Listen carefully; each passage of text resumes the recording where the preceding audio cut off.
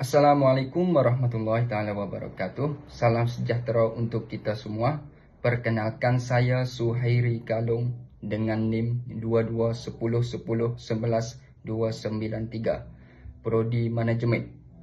Pada kesempatan ini saya akan mempresentasikan sebuah topik yang sangat dekat dengan kehidupan kita sebagai mahasiswa, yaitu dampak media sosial terhadap kemampuan komunikasi mahasiswa.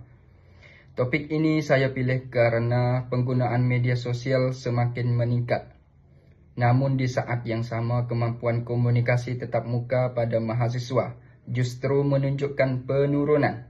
Fenomena ini penting untuk dikaji secara ilmiah berdasarkan data dan literatur yang relevan. Untuk selanjutnya kita akan masuk ke latar belakang masalah. Data WA sosial menunjukkan bahwa pengguna media sosial Indonesia terus meningkat setiap tahun. Namun berbagai penelitian komunikasi menemukan bahwa interaksi tatap muka mahasiswa menurun dan menyebabkan berkurangnya kepekaan sosial, kontak mata, serta kemampuan menjelaskan ide secara langsung.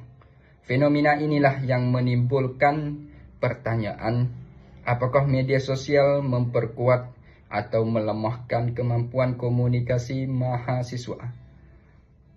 Untuk selanjutnya, etos komunikator. Dalam menyampaikan presentasi ini, saya menerapkan etos komunikator. 1.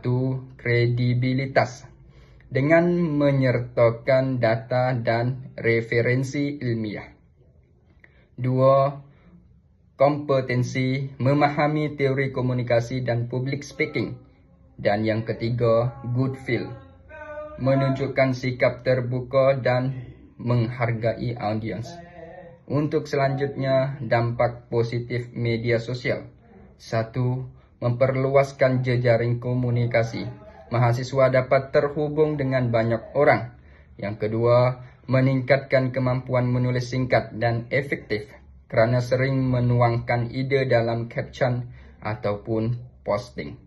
Dan yang ketiga, mempermudah diskusi akademik melalui grup WhatsApp, Telegram, forum akademik. Untuk selanjutnya, dampak negatif media sosial. 1. Menurunnya kemampuan komunikasi lisan langsung. Mahasiswa cenderung lebih nyaman mengetik dibanding berbicara. 2. Berpengaruh pada kemampuan menyimak. Terlalu terbiasa dengan konten cepat sehingga sulit fokus mendengarkan. Yang ketiga, meningkatkan kecanggungan sosial. Interaksi virtual tidak melatih bahasa tubuh, ekspresi dan kontak mata. Yang ketiga, menerapkan teknik public speaking dalam presentasi. 1. Humor ringan. Kadang kita lebih lancar chat 3 paragraf daripada bicara 3 kalimat di depan kelas. Yang kedua, sistematis, materi disusun dari latar belakang, data, dampak hingga solusi. 3. Smiling voice, intonasi ramah, ekspresif dan tidak menonton.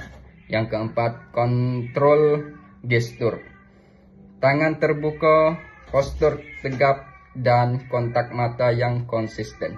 Yang kelima, artikulasi jelas, menyampaikan poin-poin secara terstruktur. Dan selanjutnya, solusi untuk meningkatkan kemampuan komunikasi mahasiswa.